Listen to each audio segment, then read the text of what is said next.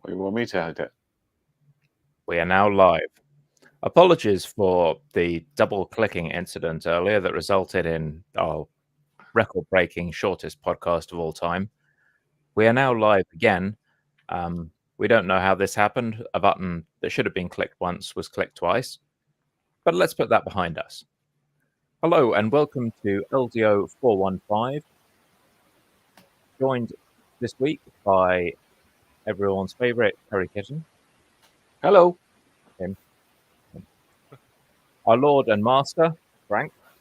Hello. And of course, Brighton Till I Fly. Hello. I can't. Mirror. The He mirror was just doing a messes with my dance. mind. I just can't.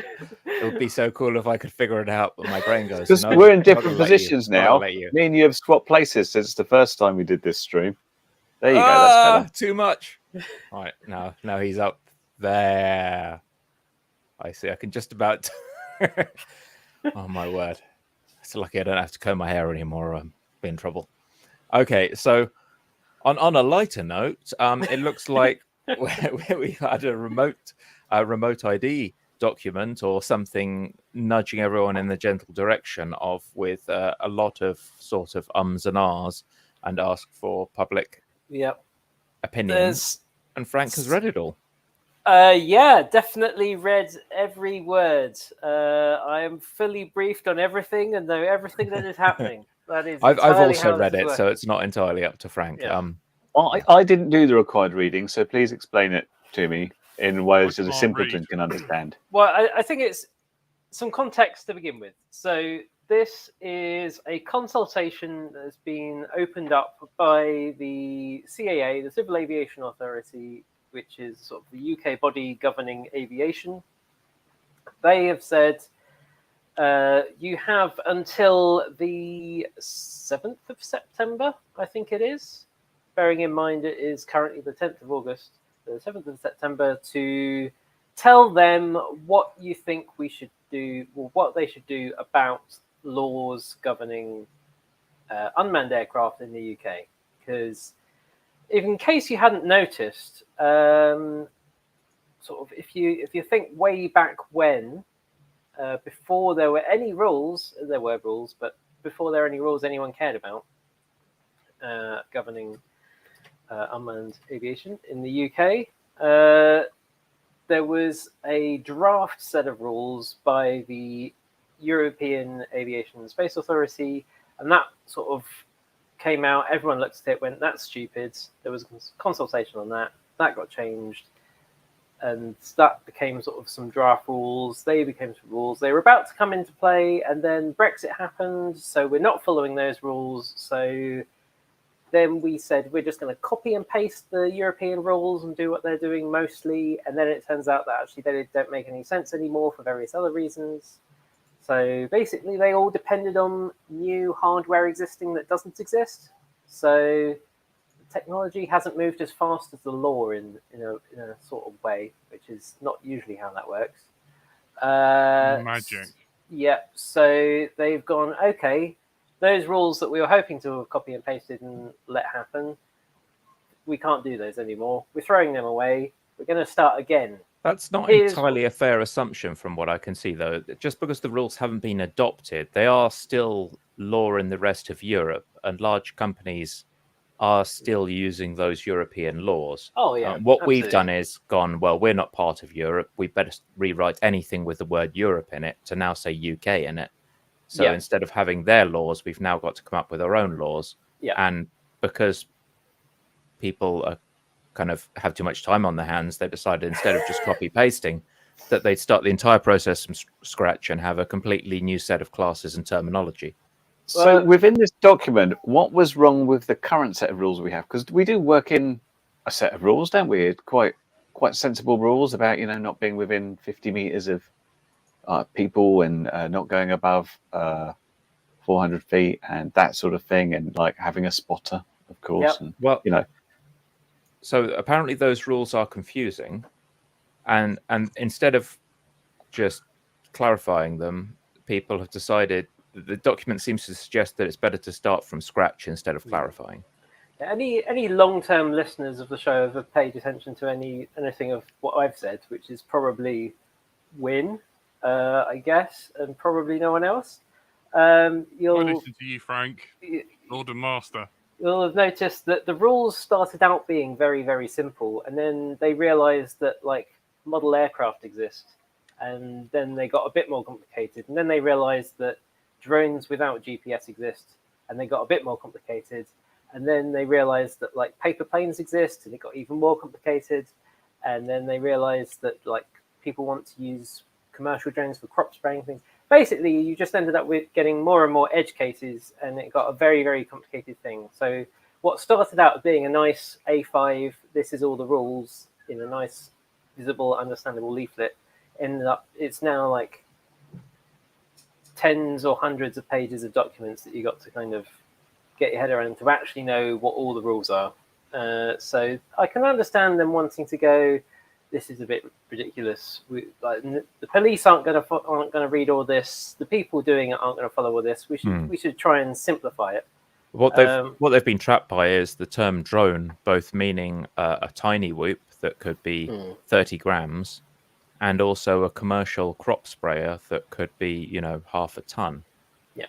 And they've attempted to write a set of legislation for drones and not really thought about what that term might encompass before embarking on the legislation. So we had previously a class mark system that was supposed to come into being this year or last year, where we'd assumed that there was going to be a set of class markings that would cover the kind of weight grades and sizes of each drone.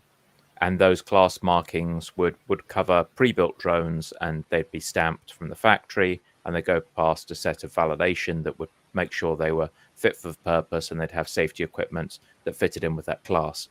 And then there was this exemption for self-built stuff where they went, oops, yep, there's a category of people who are just building their own things and they're not going to have these class marks, so we'll create an exemption for them. And that was the current landscape, right? And it seems that was confusing, sure, but so far the alternative is let's make it not less confusing. So someone said it's too confusing, we need to redesign the system, but they've not given us a better example of what they're going to do. So there's every chance they'll go away into a shed for 9 months and then come back with a system with 23 different classes and 500 pages of documentation instead of the current system. Well, the problem is, I think they're going to go away and they're going to come back with again a one-page system that again doesn't consider that's the fact designed that, for Amazon and sponsored by Amazon.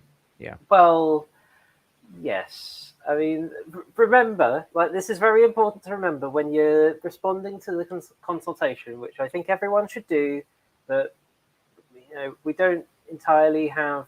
Okay, so sort of before you respond, be aware the BMFA are in talks with people. They're trying to work out sort of the best way that we could all send in the same thing-ish and meet the right points.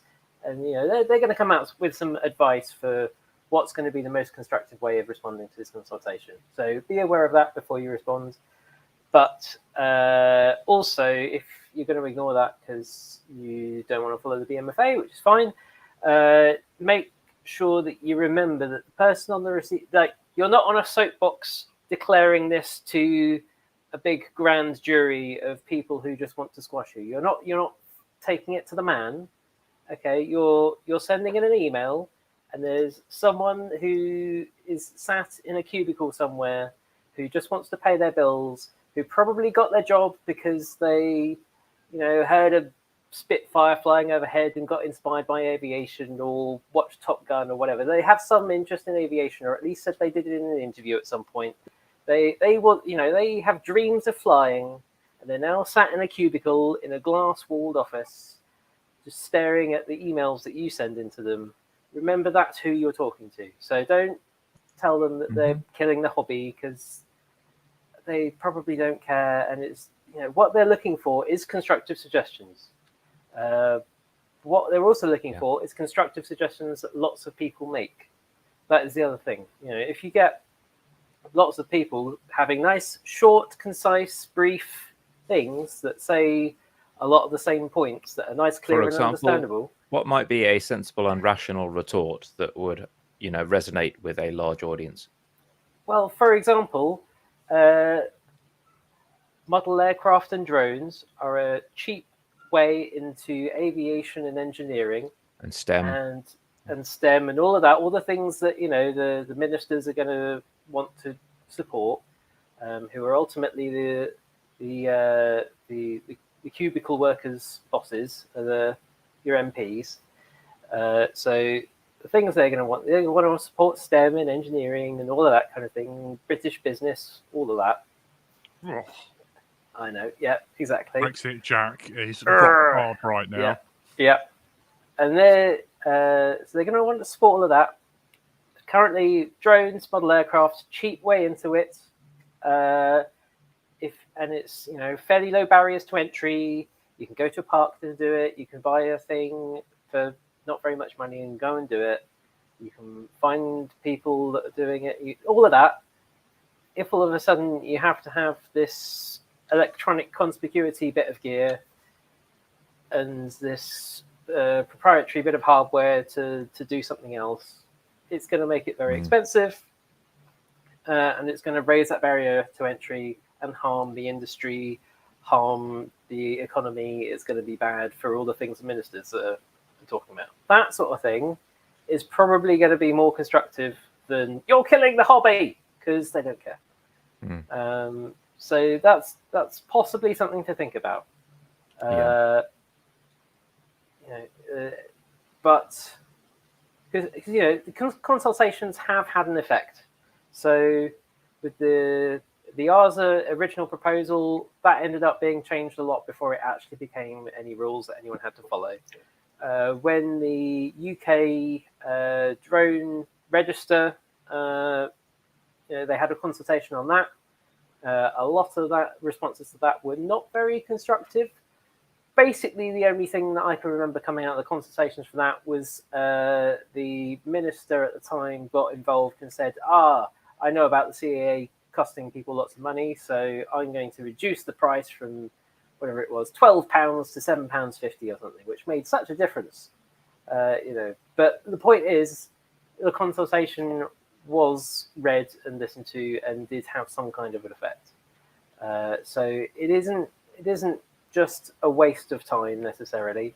I would feel it's actually probably more directly constructive than voting personally, but that's my own opinion. You can actually have potentially some kind of an effect. We have even had two listeners of the show have had their consultation responses to previous consultations recorded as a matter of public record. So that's out of the size of our listenership to have two personally identified. That's pretty good going. So well done. See if we can do that again. That'd be nice. But yeah, don't like Wynn says in the chat. Don't tick the box and scream "screw the man." You want to be short, readable, concise, constructive. You want a post-it note that explains to someone who doesn't really care what they should actually be doing or what a minister might actually care about. So that's the things to think about. We do have a few weeks to send this in. I don't know whether it will matter whether you send it in to begin with or the end. I don't know. Are they going to be waiting until everything's there and reading it all in one go? Are they going to filter it by if we get loads of responses to begin with that are just rubbish, let's just throw them all in the bin? I don't know. I focused on the implementation difficulties of taking a GPS unit and putting it on a pre-existing drone, because a lot of them, some small stuff like tiny whoops, they can't physically lift a GPS unit. Yep. Airframes don't always, even if the weight bearing allows for it, airframes don't allow for the attachment of GPS. And further to that, the flight control units often do not provide sufficient I/O options to attach a GPS. If you're running an old unit, you may not be able to do that.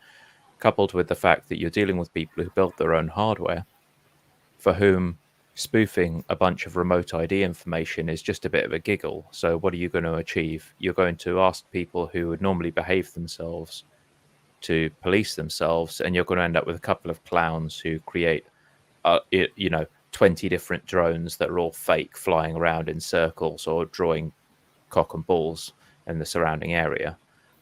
And the people who are likely to cause any sort of harm or endanger privacy or endanger critical infrastructure are just going to avoid doing this, or they're going to buy pre-built drones and they're going to disable it.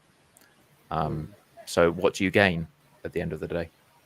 And the other thing is, you were saying about tiny whoops. Like a tiny whoop is a perfect example because it's got a camera on it, which they're using as a way to separate out, a drone from a model aircraft that they shouldn't worry about legislating against. So it's got a camera on it, but it doesn't have, it's a multi-rotor, but it's not GPS controlled. So that will blow their minds that you can have a multi-rotor that doesn't have a GPS. I seriously worried about my cats destroying them. Like, it's small enough that a collision with a small cat is likely to result in cat 1, drone 0. Yep, it's small enough and light enough that it is inherently safe, as we have demonstrated many times flying tiny whoops into Tony's face in slow motion. If you really try, you can maybe scratch someone's face, but if you throw enough biros at someone's head, you can do that as well. That doesn't mean they're inherently dangerous. Right, a tiny whoop is inherently safe, but it can fly outdoors. It can fly out, it can fly outside in some reasonably high winds. Like, it's not the sort of thing that's just got to be waiting for a dead calm evening. It's something that's fairly cheap and accessible to a wide range of people who don't necessarily have access to a car, who don't necessarily have lots of money, who are not necessarily, adults. It's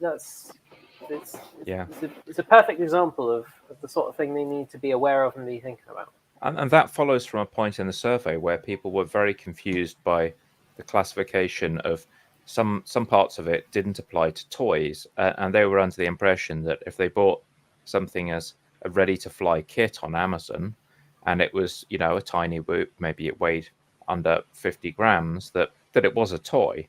But actually, the classification of a toy in terms of those laws was governed by a very strict set of legislation relating to, can the parts be swallowed? Has it passed a particular set of safety tests?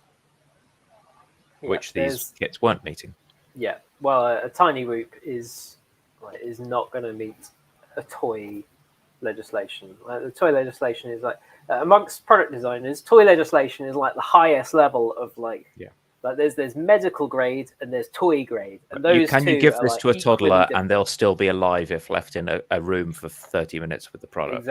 Exactly. Like, that's a very, very high bar to meet. It's not something that your average hobby grade tiny whoop is going to meet in a million years. I noticed in the chat, Dominic Clifton has a very, very good point, and I think it ties in with something Wynne has also said. Dominic is saying, understanding the motives for the legislation and offering a counter proposal might also help. And this ties in with what Wynne is saying, which is that they are considering geo-awareness, and I think this ties in with the sort of general feeling of like, Amazon are coming for our airspace, and there's a definite grain of truth in that, as there usually is. So if you've been following the sort of commercial drone news over the past few years, you'll have seen a lot about drone corridors and beyond visual line of sight operations becoming a bit more normalized. If you've seen in Germany kind of how they're particularly looking at setting up commercial drone automated beyond visual line of sight stuff in a band of airspace between 400 feet and 500 feet. So all those ideas are kind of merging in. The CAA are trying to work out how to do the equivalent of air traffic control, but for unmanned aircraft. So that's probably where a lot of this is coming from. Is they're trying to work out how do we have, there's already a lot of island operations, like going to the Shetland Islands, going to the Isle of Wight. There's operations there where they're operating fairly autonomously, fairly beyond visual line of sight, even if at the moment the sort of the companies are having to kind of have an actual pilot follow it along and pretend, or have a dead man switch, and just for investors pretend that it's autonomous, and pretend for legislators that it's entirely under their control.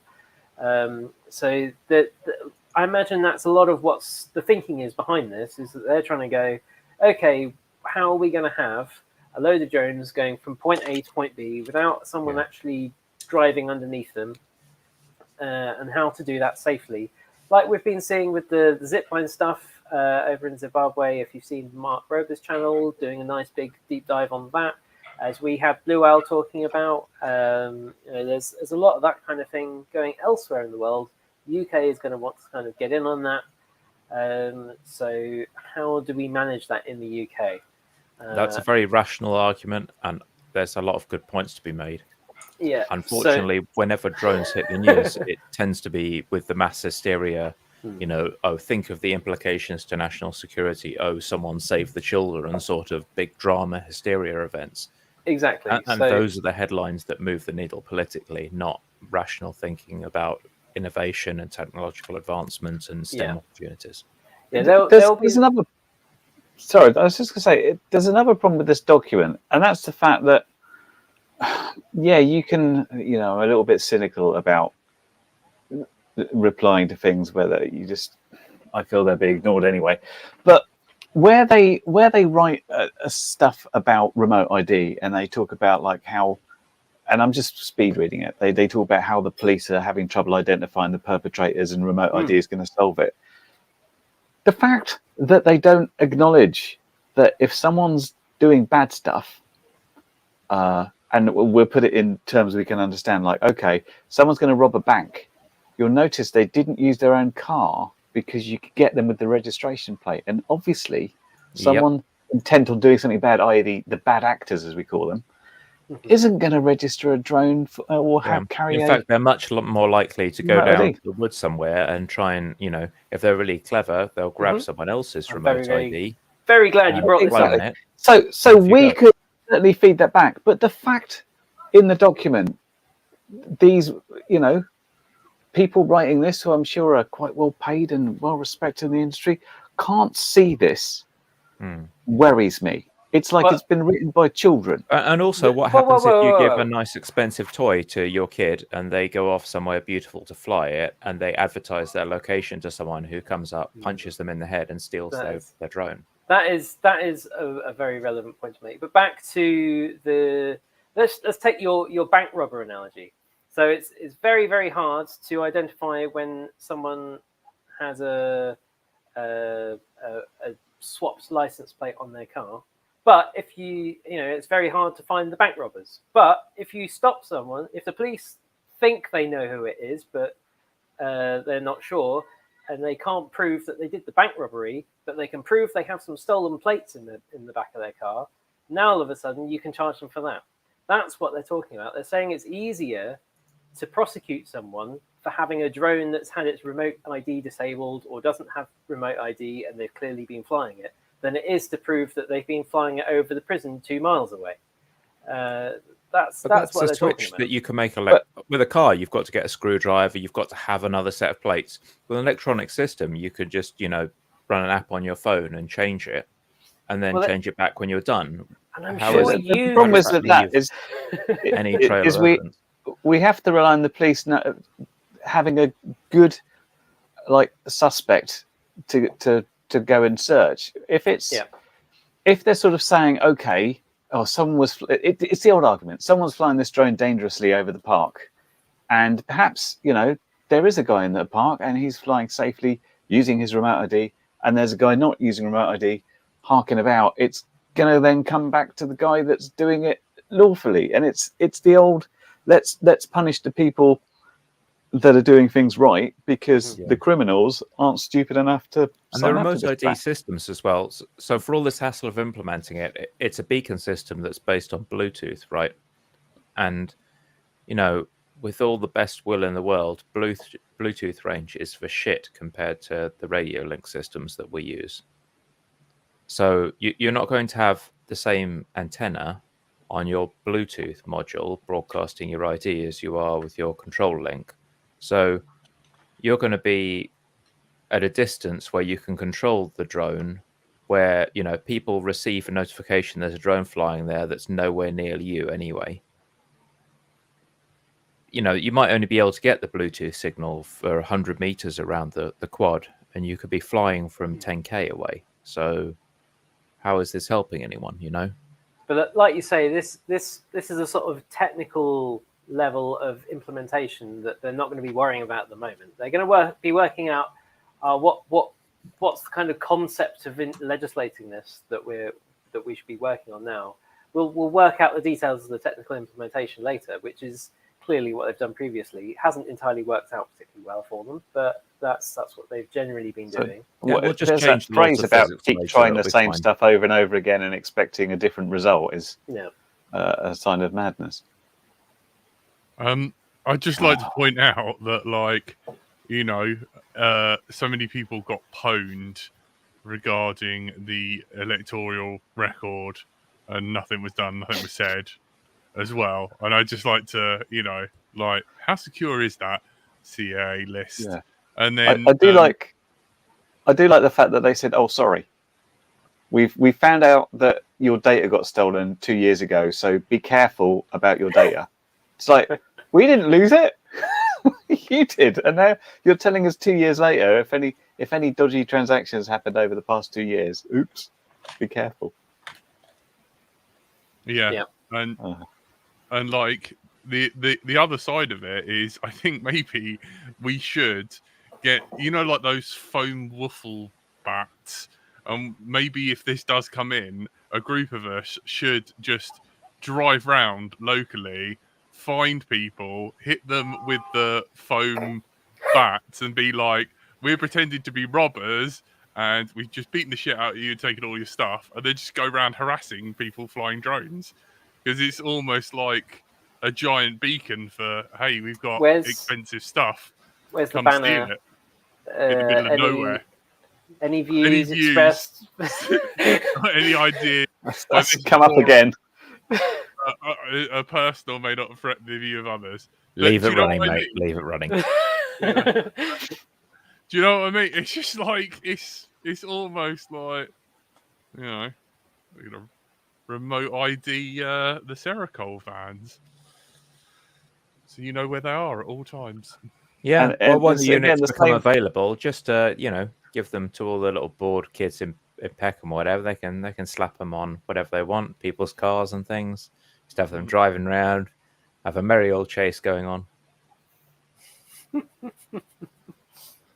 I just kind of I the want to keep trouble is- repeating common sense to these people. Yeah, the opportunity for abuse is really high because, as people have shown very quickly after the American system kind of, but really before the products landed, you had systems that were taking an Arduino or other low-cost compute devices, you know, under $10, maybe even under $5, and turning it into a system that could broadcast 10, 20 fake remote ID signatures. And if that becomes commonplace, then what you're going to see is this is a system where all you have are people, you know, crying wolf, and the signal to noise ratio of the data as a whole is terrible. You know, you've got thousands of remote ID signature with everyone drawing obscene slogans over the map, and one or two people at flying fields who are going up and down in straight lines or circles who are the actual real users, and you're not going to be able to tell them from the noise. Quite possibly, but remember, sort of what they're trying to get to is the point where, like ADSB, which is the kind of the full scale electronic conspicuity thing, that's sort of the main one there.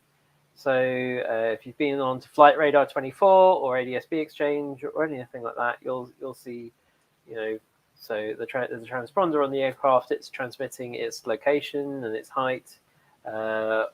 And then that's sort of being gathered by local antennas and being fed back into a database, and then you're pulling on that. And there are situations where, you know, if you can find where people are working on these or testing them, because you'll see all of a sudden there's 180 just appear in a big circle around this office somewhere, That sort of stuff does happen, but it's not. It doesn't happen enough to cause a problem for aviation generally. And if they're looking at having, thousands of delivery drones going between Winchester and Southampton, then it's not really going to worry them if someone's drawing a cock over in Cornwall. But if there's thousands, nay millions of cock and balls drone over the whole of this sceptred isle, from John O'Groats to wherever, that's going to be a problem. Yeah. Well, as long as the delivery drones avoid driving or flying through the cock and balls, what you're going to have is the delivery drones end up basically tracing around the faint outlines of cock and balls up and down the nation to try and avoid them. That's what's going to happen. Yeah. Yeah. So you get like a contour, like there's a giant cock hill somewhere. I'm just pretty sure that that's what people are going to do. They're just going to draw giant willies because people are children, no matter their age. Imagine that will happen for the first few months, and then people will get bored. So just to put this into perspective, what faith do you have in the human race, Frank? I applaud you.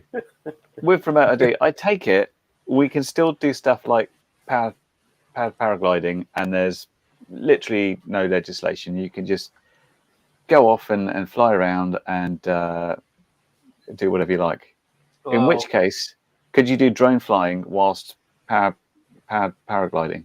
And maybe that's a workaround. You say that, but if you speak to any light aircraft pilots, general aviation pilots, flying in the little microlights and things, they will be very happy to tell you how much more airspace, particularly in the southeast of England, has got controlled over the past 5 years, and how much less space there is where you can fly without a transponder, that you can fly without a radio. That is generally a thing that is becoming more required, even for the paragliders and things. Is a radio. Well, if it carries on this way, every car will need like a man in front of them to warn people they're coming. It's unbelievable that you'd ask. Goes full circle. The man with the flag, keeping the speed down. Oh. Yeah. But remember, constructive criticisms, please. Constructive suggestions. I think if you're a person in an aircraft, you should absolutely have electronic conspicuity. Like if you can't design an extra 100 grams in for some electronic conspicuity in your ultralight or your glider, then you've really done a piss poor job of designing it. There is that, but also remember that they generally have a few more levels of redundancy and reliability to worry about in an aircraft that's actually got a human in it and is flying over other humans than your average FPV. You saying they may need slightly more complex batteries, or? Yeah, you might have a few more considerations when you're tying it into your other electronics, your avionics. You want to make sure that it doesn't, accidentally spit out a voltage spike into the thing that keeps you, knowing where you are and being able to speak to people. We give them an extra 20 grams for some capacitors and TVS diodes, perhaps. These people are flying through the air in crates made of like fiberglass they've put together themselves. That is what I'm saying. It's like 10 years ago, 20 years ago, a lot of light aircraft were like, there's no way we can hold this stuff. And now most of them have got something in, even if they turn it off most of the time. They'll deny that they can take up electronic conspicuity, but they'll have like a Bluetooth speaker in there so they can play some tunes on their phone while they're up there. Yeah, absolutely. Yeah. Most of them don't actually have like an actual paper map anymore. They just have their iPad. Yeah. There's a lot of that. Yeah. One point to like drag back to, but the whole prosecuting the right person, and I'm sorry to use the G word, but do you remember Gatwick? And the thing is, Tony, my conspicuous by his absence. Yeah, guilty. My sort of take on it crimes is like with the guy. They just wanted, when they didn't know who it was, and they just wanted to be seen doing something. Find a guy that's flying helis. Guilty. Yeah. And then Someone like says he's got drones. Yeah, there's a few. He could have been flying for an hour with one of those scale helis. An hour, I tell you. Yeah, that's the problem. I mean, imagine if they raided Stephen or mine house, and you'd see it in the press. It's like they're just carrying out drone after drone. He's such a wrong, and we've recovered like the street value of like £1 million. These drones, they just lay them out all there and take photos like it was a big drugs raid. they'll be just walking out with like the forensic suit on, just big clear plastic bags full of drones. Yeah. Why did you hold up Gatwick? Can you say anything? What? Yeah. I think that's a fair concern to have. This comes back to the demonization, right? Because we had this huge media hysteria over Gatwick. We all made a big laugh about it, but there was a Freedom of Information request that came out which said, well, yeah, there's no actual substantiated evidence that this was a drone. It might have been a police helicopter, or at very worst, a police drone that people then thought was the actual drone the police drone was looking for. And we found a toy drone, but it had been there for months. There was that as exactly. well. And the newest thing was a bunch of balloons that flew off like a couple of miles down the road. It's just all more and more ludicrous. That doesn't make fun headlines. My other concern with this document is, what is the likelihood of places like the BFMA selling out in order to say it's okay, you can fly our fields and you don't need to have remote ID in that? Because that's pretty much what happened in the US, isn't it? Well, that's also kind of what happened in the UK as well. That the 400-foot exemption, the BMFA and FTV UK, all of them, they were all sat in the same room, conceded the 400-foot exemption for, multi-rotors would have to stick to the 400-foot limit, as long as everything else was allowed. My plane might just have a couple of extra props. What about that? Well, it's more than two, isn't it? I think that's the rule. You're not allowed to have more than two lifting props for it to go more than 400 foot. But for me, it's got to be a rotorcraft. It's actually the law doesn't say a plane. It's a rotorcraft with more than one propeller. So I think you're allowed to fly a helicopter above that height, but not a drone, because everyone can auto rotate their 3D heli safely down, as they frequently do, which is why they're never damaged. Good, glad to hear it. That's also potentially a legitimate concern. Is our multi-rotor / FPV, sort of the fringe, is from the point of view of aero modeling generally. Is there going to be a fringe aspect of it that gets ejected from the balloon in order to keep everyone else aloft? That's potentially a concern to have. But as we've noticed, Stephen, a lot more FPV pilots have been joining the BMFA, so maybe that'll make a difference. One more. Traitor. Does the free flight models come under this as well? Will they have to start attaching GPSs as they're just launching weirdly into a field and wondering where it's going to go? GPS. Even Control Line have had to worry about this before. Where's it going? In this circle? Yeah. But no, they've genuinely had to have words like, do we really have to apply this to Control Line? Like, it seems. This is so dumb. If the line breaks, it's actually a lot more dangerous than most drones. Oh yeah, I would. Control line breaks. You're like, where's it going? Don't know, but it's going in a straight line, very fast. Well, you say it's probably largely parabolic with a little bit of side to side. Yeah. Is it acceptable to deliver your responses to the CIA by crashing them through a window with a drone? I think that's the requested method. Any views of this show? For model aircraft flyers, model aircraft flyers.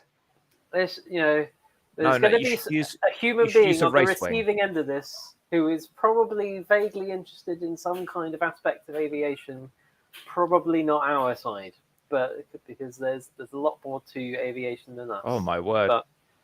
Caroline Tyler just commented that there is such a thing as pulse jet control line. Oh yeah. Sweet Jesus, no. I- Sweet Jesus, no. I really, really wish that the BMFA nationals were still happening in one place. So they used to be all on RAF Barkston Heath, and they would have literally every type of model aircraft would be there, including the pulse jet control lines, who everyone refers to as the alarm clocks, because they get up ridiculously early in the morning. They're like Tony, like Tony's FPV o'clock. That is control line o'clock. Except And it just makes just very early in the morning. It's why? Oof. Is it like Audi drivers? Like you've got to be a certain kind of person to own one of them? Deaf, I think. I think that's the main criteria. But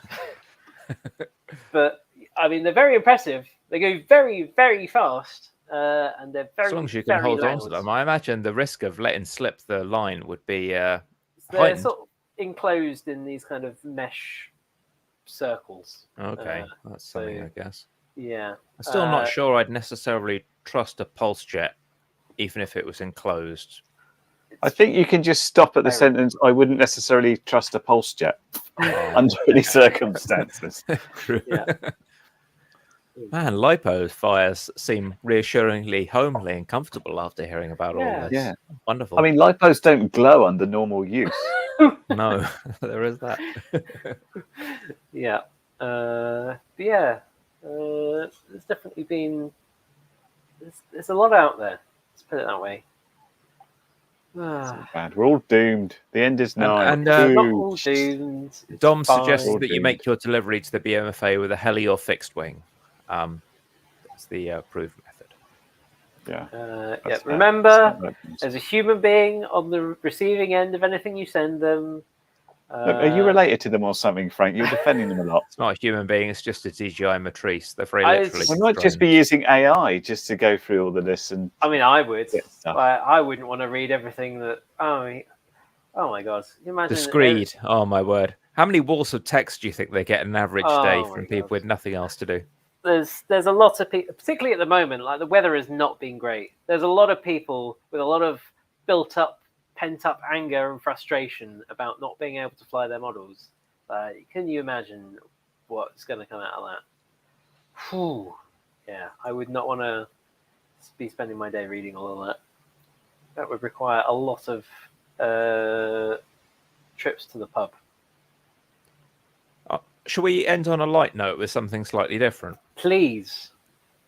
So last week I was going to bring this up, but with the wing talk, it didn't seem to fit. I noticed that there'd recently been Mario FPV, who'd been banging on about this WFBNG project, which was like a Raspberry Pi based system that was sort of the follow-on from the OpenHD stuff that Curry's been looking at. He'd recently been looking at some subtly different approaches. Previously, they had the Raspberry Pi, and then you had to go out and buy a camera, and so you'd have to find exactly the right camera module and hook it up, and it was all a bit of a palaver and quite expensive. There's a project that they've been working on recently where they take off-the-shelf webcam chips, the sort of thing you might use as a security camera or a baby monitor. You might already have kicking around the house from some random purchase you got that happened to have Wi-Fi in it and a camera module.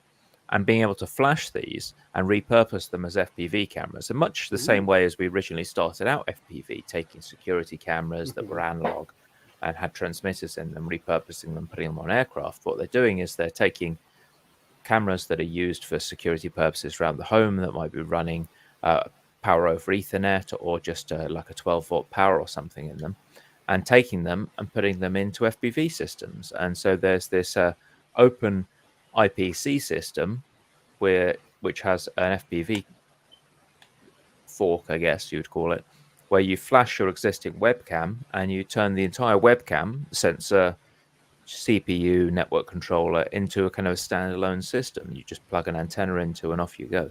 That was interesting. So one to watch. Yeah, I saw that one as well. I think he was still using an external Wi-Fi card on that one. Yeah. You had But like a what high they power, what they were taking out was the Raspberry Pi in the air. So you're getting a sort of simpler system. And somebody already went on, oh, you're going to test it. And it's like, yeah, I still got to get around to doing the last bits. But I wish I'd stick an OSD on it as well. That would be quite nice. Well, I also noticed he was recommending a much cheaper Wi-Fi card because you had some incredibly pricey bit of kit. Yeah. There are cheaper ones available via. There was this other Chinese warehouse, Taboo or something, Taboo, How about? which was doing one, but it was slight hassle to get. It wasn't as plug and play for OpenHD back in the He day. recommended one on AliExpress that it's an Atheros, Qualcomm Atheros system, AR9271 for those who care about numbers, which is just a USB plug on one end and an SMA on t'other. And that's 13 quid plus shipping and tax. So about 15 or 16 quid. So a lot cheaper than the... Things have definitely Atheros moved ones. on there, because even as far as like OpenHD goes, now there's like, it's easier to use different cameras, and I think they've expanded the stuff for the Wi-Fi thing as well, because it was literally, oh, does it have this chipset? Yeah, then it's going to work. And now it's like, oh, we're using a better set of drivers, and it's all better supported. But yeah, there's a couple of options now. There's OpenHD, there's WFB, whatever it was. There's Ruby HD, and now there's the OpenIPC project. So there's lots about. The cost really appealed to me, because I think you were paying like 50 quid to get a fancy camera. But these modules that have the built-in camera module and a CPU are under 20 quid. Yeah, I've got my, this is Office Reorg Week Infinity. I have got an old remote monitor, which I'm wondering what the chipset is for. I used it when we first got the dog, and we had to monitor the dog to make sure she was okay when we were out, which is like basically a Wi-Fi camera that I could hook into. And I must open that up and have a look at what the chipset is, because we got no use for it anymore. Well, on that more positive note of maybe seeing cheaper FPV solutions, we should probably wrap it. And thanks everyone for our stream change. We haven't been going long enough. We've only been going 47 long minutes. enough. My curry's going to arrive in 4 minutes. This is the problem when you order based on us being on time, isn't it? Oh dear. Before we wrap up, by the time this goes out as your audio podcast, it will be coming up to the weekend of the 18th, 19th, and 20th of August, when it will be the Wing Racing League Wings over Carmarthen race. So I will be back out into Wales and trying to keep my wing flying through another weekend of crashing into a big inflatable gate. Bravo. So if anyone else is looking for something to do that weekend, I'm sure there are still spaces. Am I right in thinking that next week's LDO's birthday? This is true. I believe, as well. I'm in concordance with your belief. Yep. I'm also on the Thursday night show tonight, so from 11 till 12. If you want to tune in, the link's in the chat. So after this, if you want to pop over and listen to a bit of retro new wave /80s, or come on and give me a bit of hassle in the chat, feel free. That's new 80s music. Yeah, it's a bit weird, but I like it. You know, Really? Sometimes. Yeah, 8 Party with years Jack. of 8 years of Let's Drone Out next week. Any plans? I haven't seen any. I'm assuming No. No, we're just going to take the classical approach and go out like a damp firework, stalling Nice. for content halfway through the show. We haven't had fireworks for quite a while. Are they Putting it have out. China made enough? Search Amazon. Any suggestions in the chat /comments /Facebook / Send fireworks to Jack. Yeah, send fireworks to Jack at Bright Until I Fly Towers. You send it, he lets it off indoors. That's the deal. Yeah. If you can fit it through his letterbox, he will set fire to it. I've got some flares in my garage from when I had a boat. He let one of those off in his house. That sounds like an excellent idea. We No, should definitely do that. Can someone say Oh. phosphorus? mate. A whole box of them. What, flares? No, the Fireworks. yeah, the old fireworks. I can't remember how much you used to pay for them, Frank, but I don't am remember. shocked at the price. Shocked. We're going to have Oh, that's to inflation. remortgage the Let's Drone Out mansion. Yeah, we're not doing I'll too never good. sacrifice the mansion, guys. Where'll we Now, fly? Frank, I've sent you the link. I think that is substantially more than what you used to pay. Ooh, yeah, that is the price, everyone. Right, over to Taobao, Frank. All right, what we'll Your have to do is mission set. everyone buy a box of matches, take Yeah. the little heads off, and then we'll wrap them up Yeah. in paper and Scrape the match heads off into tennis balls and send them to Brighton Till I Fly. Brighton. Yeah, 10 that one. tennis balls. 9 of them are full of match heads. 1 of them is full of dog poo. Take your pick.